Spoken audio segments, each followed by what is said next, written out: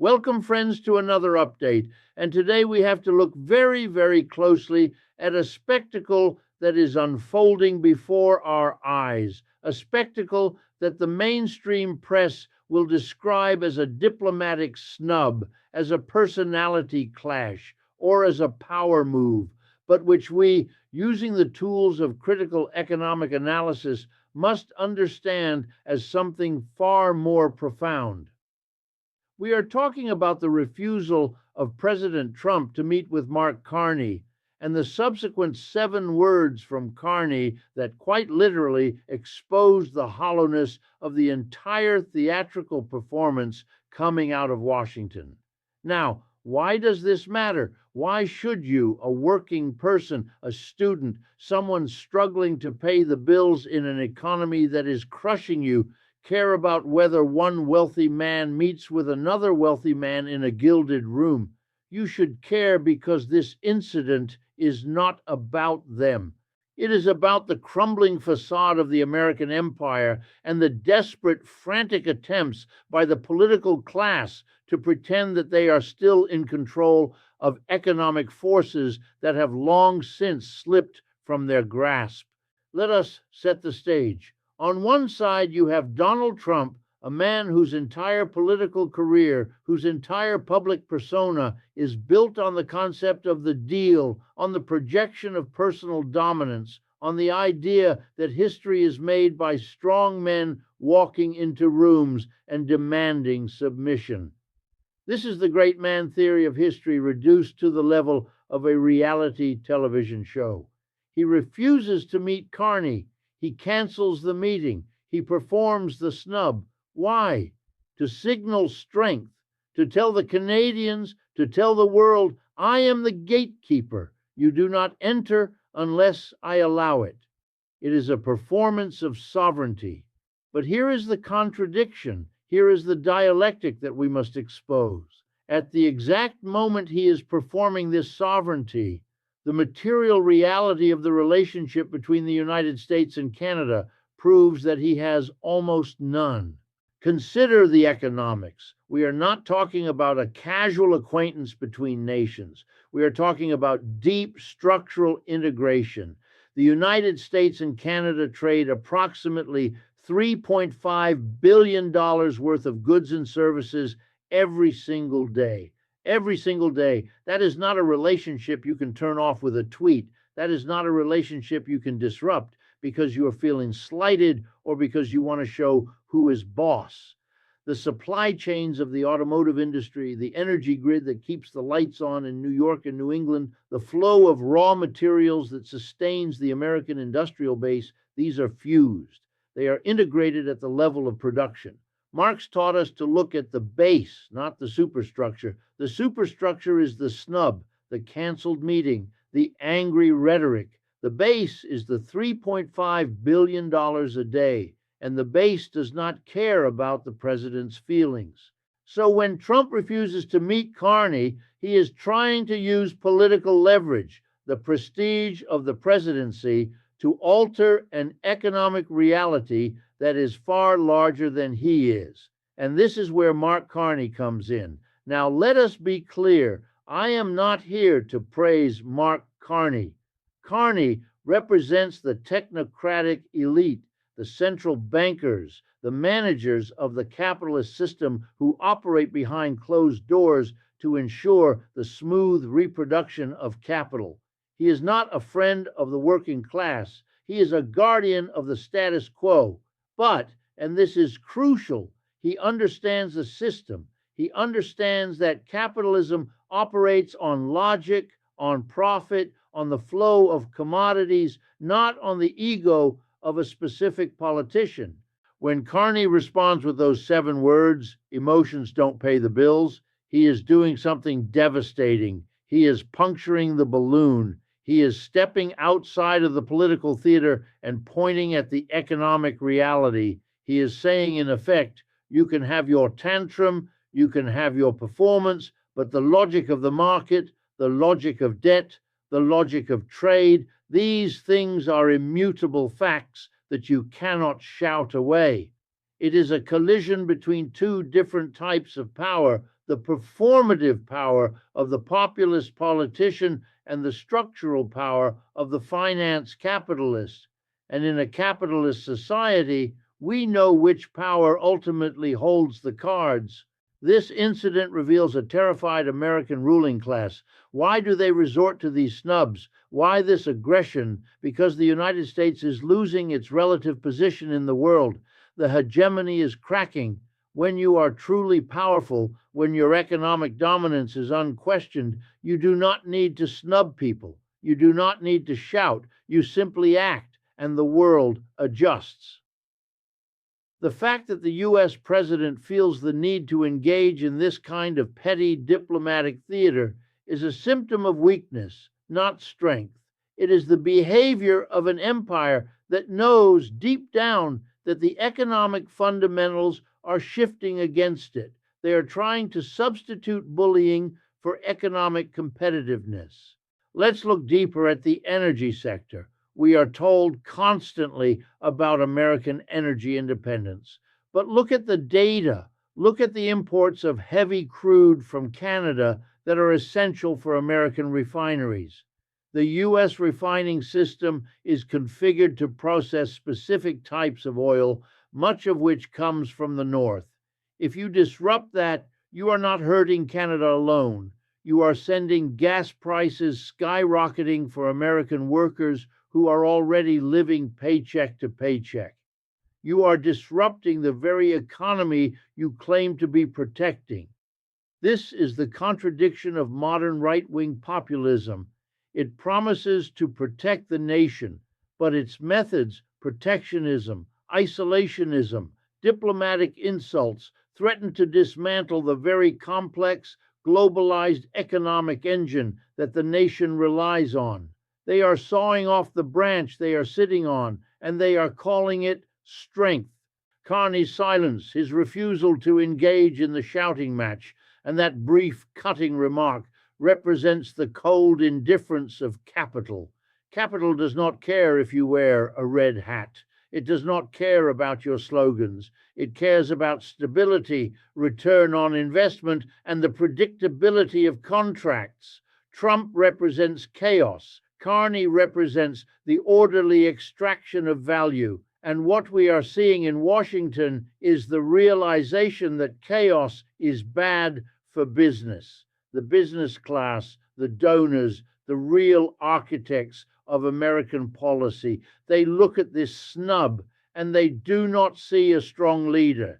They see a liability. They see someone who is risking billions of dollars in trade for a moment of television airtime. We have to ask ourselves, who pays the price for this theater? If relations sour, if tariffs are slapped on, if the border slows down, who suffers? Is it Mark Carney? No, he will be fine. Is it Donald Trump? No, he has his wealth. It is the auto worker in Michigan whose plant shuts down because parts are stuck at the border. It is the farmer in Wisconsin who loses an export market. It is the consumer who pays higher prices at the grocery store. The working class always pays the bill for the theatrical arrogance of the ruling class. This is the tragedy of the situation.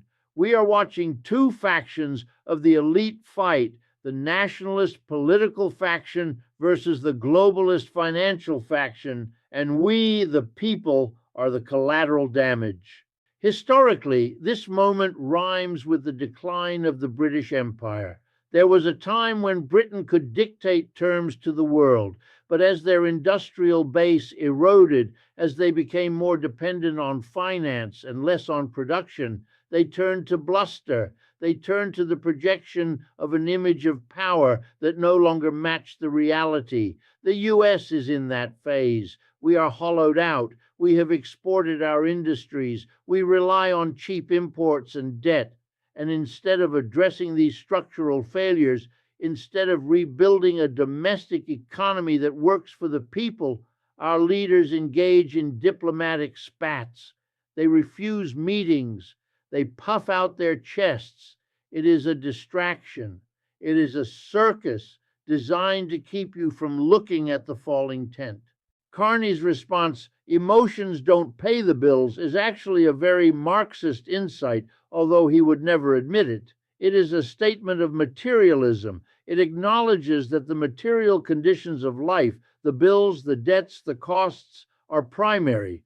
Feelings, political loyalties, national pride, these are secondary. You cannot eat national pride. You cannot heat your home with a diplomatic snub. In the end, the bills must be paid. And the U.S. has a lot of bills coming due. The national debt, the trade deficit, the crumbling infrastructure, these are the bills. And no amount of posturing by the president can pay them. Only real production, real value creation can do that. And that is exactly what this administration, and indeed the previous administrations, have failed to prioritize. So when you see the headlines, when you see the pundits discussing who won the news cycle, turn off the television, look at the markets, look at the trade flows, look at the reality of the integration between these two economies.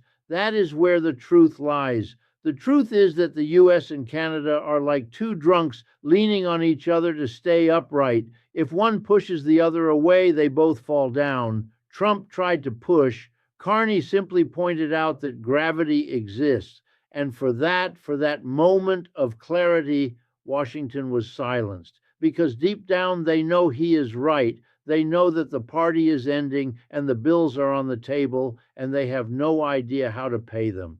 Let us take those 7 words slowly, because they contain more truth about capitalism and empire than 100 hours of cable news chatter. Emotions don't pay the bills in Washington. That was the essence of Carney's reply. He could have ranted.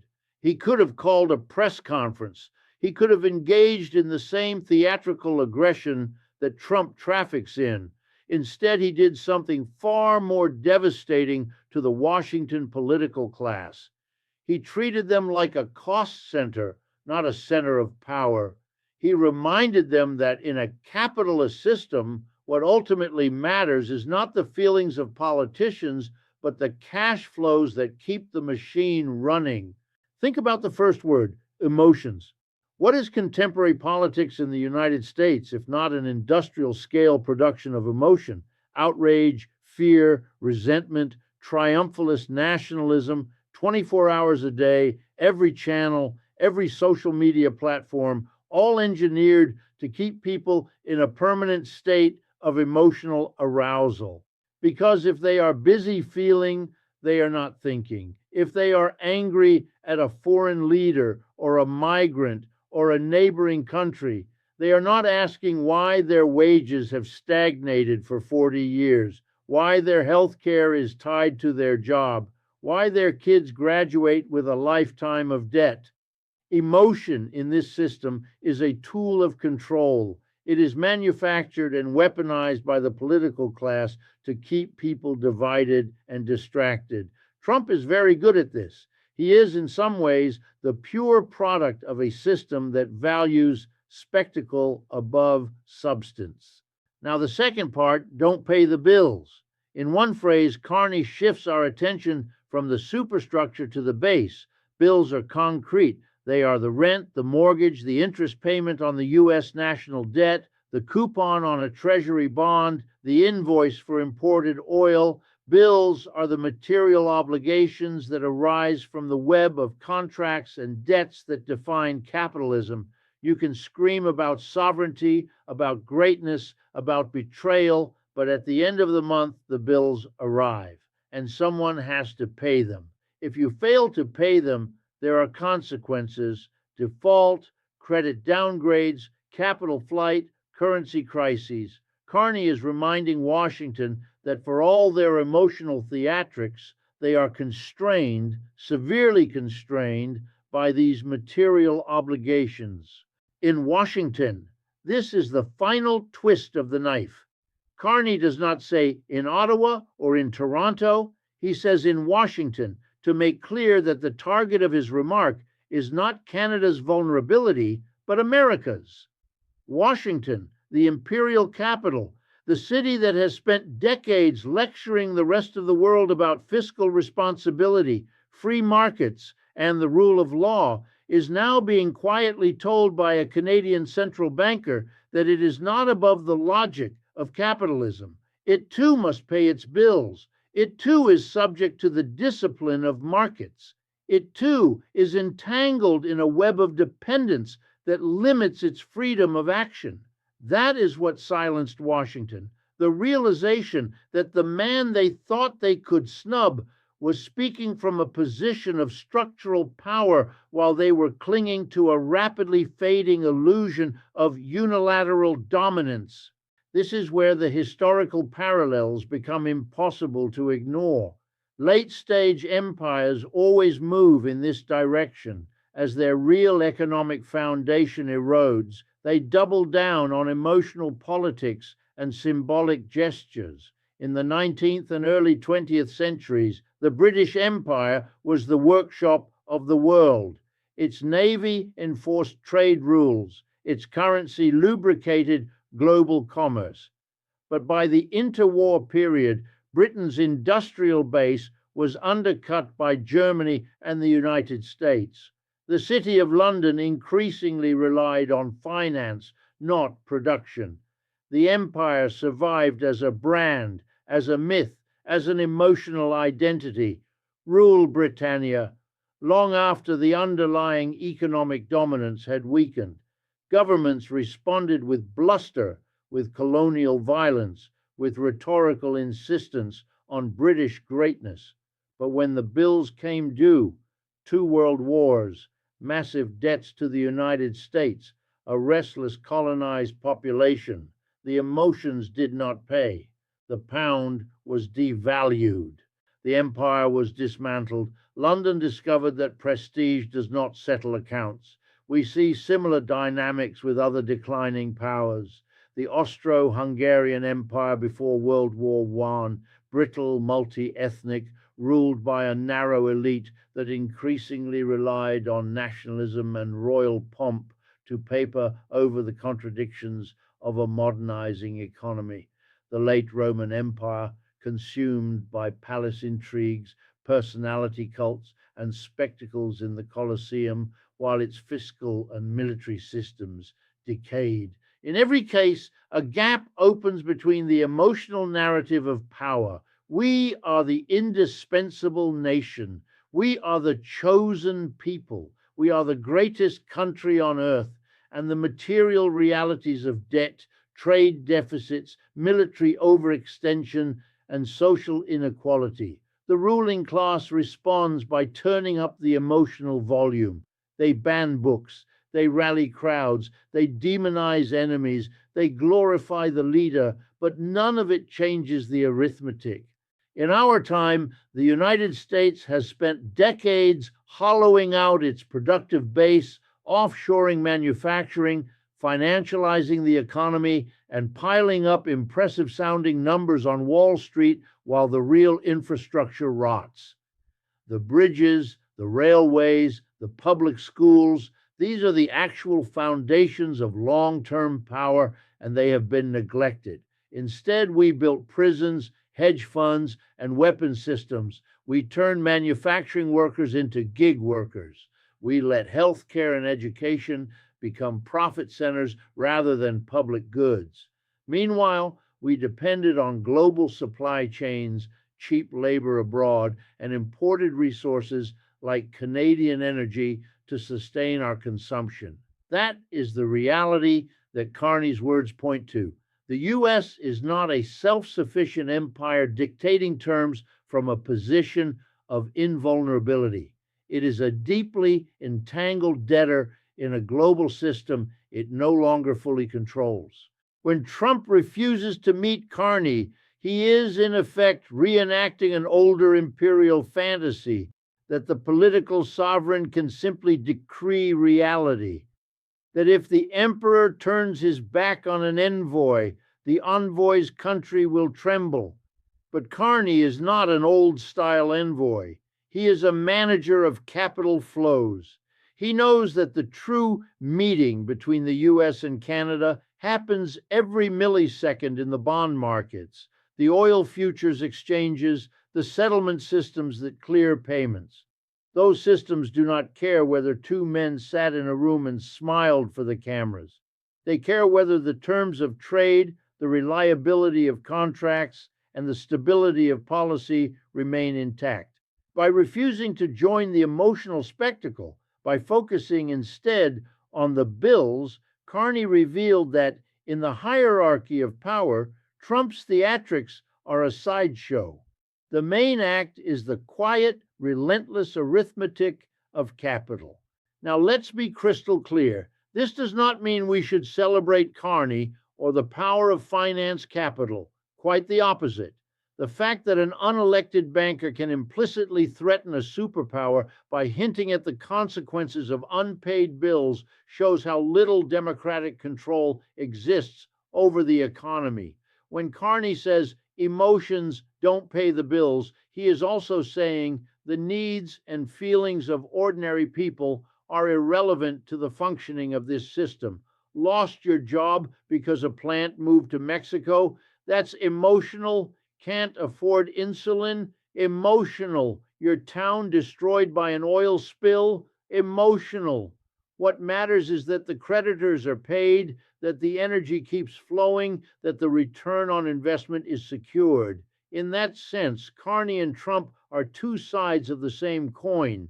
Trump manipulates emotion to preserve an unequal system. Carney manages the numbers to preserve the same system. Both are protecting capitalism. They simply use different tools.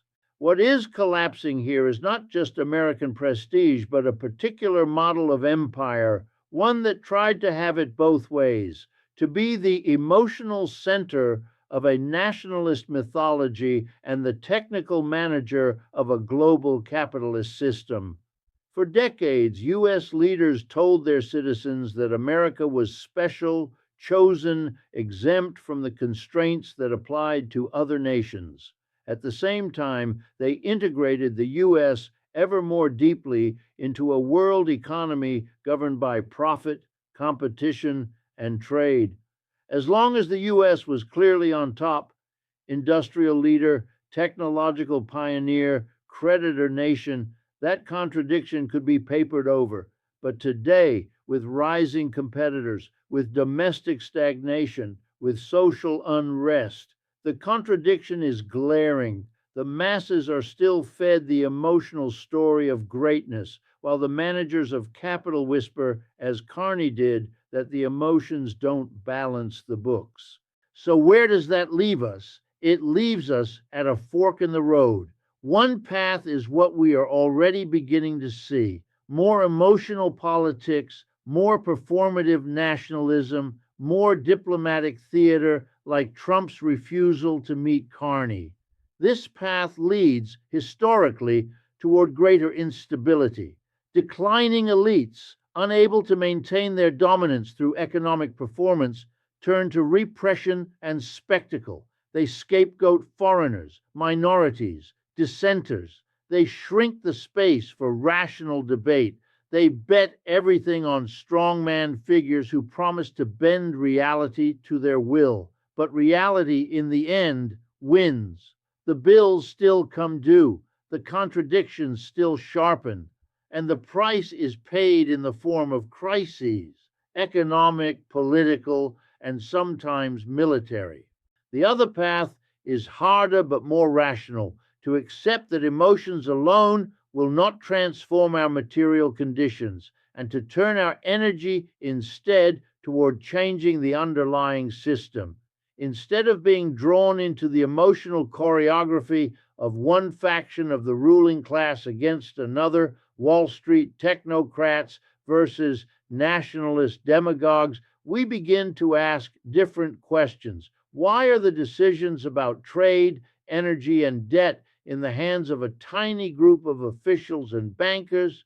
Why is our livelihood dependent on the private profit of corporations rather than on democratic planning of production to meet human needs? Why, in the richest societies in human history, are we told that there is never enough to guarantee housing, health care, and decent work, but always enough to bail out banks and subsidize corporations. If we learn anything from this incident, from Trump's snub and Carney's 7 words, it should be that the current arrangement is both fragile and unjust. Fragile because an impulsive gesture by a president can destabilize trade relations that millions depend on. Unjust because the only people with real leverage in this drama are those who control capital flows and state power, not the workers whose labor actually creates the wealth. Late empires fail not only because their leaders miscalculate, but because their populations come to realize that the myths no longer match their lived reality. When the emotional story of greatness collides too violently with the daily experience of precarity and exploitation, something has to give. We are approaching such a moment. The snubs, the sound bites, the viral clips, these are the death rattle of a political class that has run out of solutions. They will keep telling you that some new leader, some new slogan, some new trade stunt will make it all great again. They will keep staging confrontations like this one, hoping you will pick a side in their elite turf wars. I am urging you instead to step back and see the deeper pattern. The real divide is not between Trump and Carney, Washington and Ottawa, this party or that party. It is between those who own and control the means of production, finance, and trade, and those who do the work, pay the bills, and live with the consequences. Emotions matter. They are the fuel of human motivation, of solidarity, of resistance. But they must be connected to a clear understanding of how the system works and whom it serves. When Carney says emotions don't pay the bills, he is right on the narrow point and wrong on the larger one. Emotions alone do not pay the bills, but a conscious, organized working class, driven by outrage at injustice and hope for a different future, can change who writes the bills, who gets paid, and on what terms. That is the task before us, not to choose between 2 wings of a failing order, but to build a new one in which neither a president's tantrum nor a banker's spreadsheet can hold our lives hostage. Until we confront that challenge, we will keep watching the same play. One more snub, one more historic insult, one more clever line that silences Washington for a news cycle. Meanwhile, the rent is due, the planet is warming, the inequality is widening, and the real bills of history are piling up. The question is not whether emotions or technocracy will pay them. The question is whether we collectively will change the system so that next time it is not 2 men at the top deciding our fate, but all of us democratically deciding what gets produced, how, and for whom. That, in the end, is the only way for Washington or any capital to move beyond the empty theater we have just witnessed.